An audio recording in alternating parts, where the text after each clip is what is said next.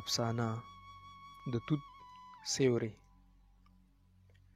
زما تمه میاشت روانه وه چې د کراچۍ د رڼاګانو ښار کې په مزدورو پسې له کور کلي ورکوم. سهار به له دیرې نه وتم او د ماښام تیاره کې به راتلم. د روزانه په شان چې یو ورځ ماښام دیرې ته راغلم، دوه ملګري رانه مخکې راغلي وو. زه ستړی ستومانه په خپله بستره پرېوتم. لامسا په ځای شوې هم نه وه چې موبایل مې وټنګېدو. ما چې وکتو په سکرین مې د پلار کال را روان و. کال مې اوچت کړو. د رسمي تپوس پوښتنو نه پس دادا وویل: بچې، فلاني دي بیا راغلي وو، د خور واده دې غواړي او دا ځل خو ډېر کلک شوي دي، څه چل وکړو؟ ما د څه سوچ نه پس ووی: بس سمه ده نو، اخر به هم ودول غواړي، ښه ورته وکړی او نیټه ورکړی. زه د پیسو بندوبست کوم، نو د ورځ نیمه کې به کلي ته در روان شم. 2-3 ورځې پس مې ځان سره کشرانو وروڼو خویندو لپاره ګړۍ بنګړي او سوالې مالې واخیستې او د کلي په لور روان شوم.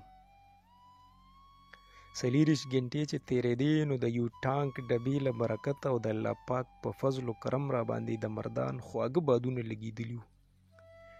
د مردان نه د کلي په لور روان شوم. د کلي په سټاپ چې کوز شوم نو د غرمې 2 بجې وې. د هاړ موسمو په سړک د ماشي درک هم نه لګېده. د دغې سټاپ نه زموږ کلي شمال اړخ ته په یو کچه لاره 4 میله فاصله کې پروت دی. په سټاپ کې مې په دې خیال لږه دمه وکړه. ما وی که چېرته څوک کلیوال یا پیژنګلو کس راغی نو په موټر سایکل به ورسره خپل کلي پورې لاړ شم. خو ډېر انتظار نه پس چې پوه شوم غرمه نوره هم پخه شوه او څوک د رتو له وجې له کورونو نه راوځي، نو خپل سپوټې مې غاړې نه کش کړو. خوا کې پمپ ته مې لوند کړو، په سر مې واچولو، اوبه مې وڅښلې، بیګ مې اوږې ته کړو او د کلي کچه لاره مې نیغه ونیوله. چې څومره به مخکې تلم نو په شاشه به مې کتل. ما وی اوس به څوک راشي او زه به ورسره سور شم، خو هېڅوک هم نه و. د ونو سیوري ته روان وم. خپل مزل مې لنډولو. په لار به راته سرابونه ښکارېدل چې نیمه لار مې ووهله نو دغه سرابونو کې راته انساني زانده په نظر شوه. تندي ته مې لاس ونیو او په غور مې وکتل نو ما ولیدل چې په رښتیا یوه جینۍ د ونې سیوري ته یوازې ناسته ده او ما ته نیغ ګوري. ما یو خوا بل خوا وکتل، نور مې هېڅوک په نظر رانغلل، بس هر خوا سرابونه، فصلونه او د تو له کبله مړغېجنې شنې ونې په نظر راتلې. ما سوچ کولو او د هغې خوا ته ور روانم چې په دې خوشي او بوږنونکي ځای کې دا ځوانه جینۍ یوازې څه کوي؟ دلته خو سړی یوازې ویریږي. نو دا خواله راورسېدم نو هغې راته سلام وکړو. ما جواب ورکړو. هغې ووی: ځوانه چېرته نه راغلی؟ مسافر راته ښکاري. ما وی: او زه کراچۍ نه راغلم، خو ته څوک یې او په دې سره غرمه خوشي ځای کې یوازې څه کوي؟ مسکی شوه. ویې ویل: زه نن ډیوټۍ کې لږه حصاره شوی وم د څه فنکشن له وجې، نو اوس کور ته روان وم، خو ګرمي مې وشوه نو د دې ونې سیوري ته شوم. ما وی: لږه دمه به هم وکړم او د تو نه به هم بچ شمه. ما وی: نو دلته او داسې یوازې، او بیا ته یوه زنانه ذات یې، زه حیران یم. هغې د حیرانتیا وجه وپوښتله. ما خبره زیاته کړه: حیران په دې یم چې زموږ مشران دا ځای ډېر دروند یادوي.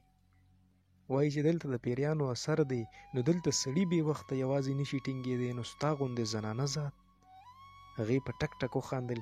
دا خو د زړورتیا خبره ده. نو کیدای شي زه د سړو نه ډېره زړوره یم. د یو څو نورو خبرو نه پس ما وی: ښه ده نو زه لاړم، ته ځان له مشغولېږه. هغه هم زر زما سره را روانه شوه. ویې: زه هم در سره ځم، ستا په ډاډه به کور ته ورسم. د پیریانو ذکر دې وکړو، زه دې هم ویرولم. ما زور وی: نه نه، دا خو زما کلي علاقه ده، که چا ولیدو نو. هغې بیا په ټک ټک وخندل. ساده سړیه، ته خو داسې ویریږې لکه چې ما به په رښتیا تا سره څوک وویني. دومره پروا خو جینکۍ هم نه کوي، بېغمه شه، ما به تا سره څوک هم ونه ویني. ما وی ستا نه مې ویره وشوه، هسې نه ته. هغې زر زما خبره پرې کړه او زما لاس یې خپل لاس کې ونیولو. وی ویل اوس دې باور وشو چې زه هم ستا غوندې انسان یم؟ زما په حیرانتیا هغې بیا وخندل. څه ساعت خاموشۍ نه پس ما ووی سمه ده راځه، خو زه به درنه یو ګام مخکې ځم. هغې ومنله او دواړه روان شو. لږ ساعت پس یې غږ راکړو، ځوانه ستا نامه څه ده؟ ما وی زما په نامه څه کوي؟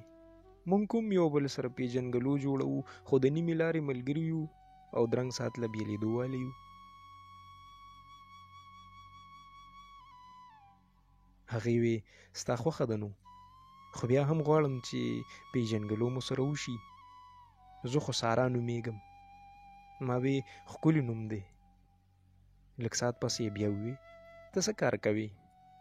ما وی مزدور یم. وی یې مزدور خو راته نه ښکاري.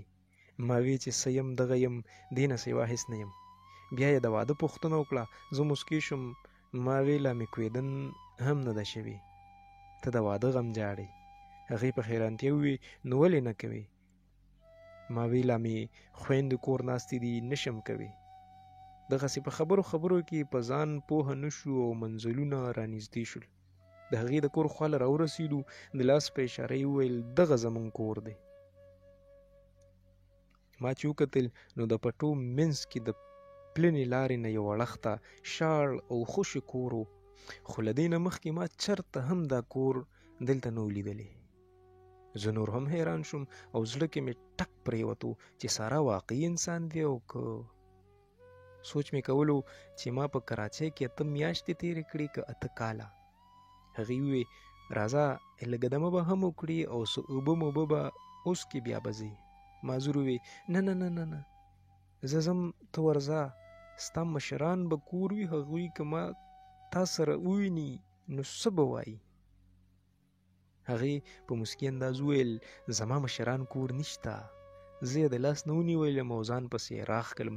که زه شوم او که هغه، خو اخر یې مجبوره کړم او ځان سره یې کور ته بوتلم. چې کور ته کله ننوتم نو لا حیران پاتې شوم.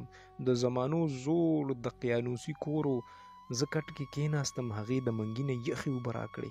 ما وڅکلې. کور کې مې ګیر چاپېره حیران حیران کتل او هغې ما ته موسکي موسکي کتل. ما ترې پوښتنه وکړه تاسو دلته د څومره وخت نه اوسئ؟ هغې موسکي انداز کې وویل د تېرو 500 کلونو نه. زه وازه خوله پاتې شوم. سترګو له مې رپ نه ورکولو. وروستو نه د تره زوی غږ راکړو کاکا زویه په دې سره غرمه دلته څه کوې؟ ما زر شاته وکتل. تره زوی مې په پوله بیلچې په اوږه بډې وهلې. اوبو کې نیم لون خشت زما اړخ ته په خندا خندا را روان و. ما فوراً سارا ته مخ را وګرځولو، خو نه سارا وه او نه کور و. زه د تره د زوی د خټکو باغ کې د زمانو زوړ او ګور توت سیوري ته په پوله ناست وم.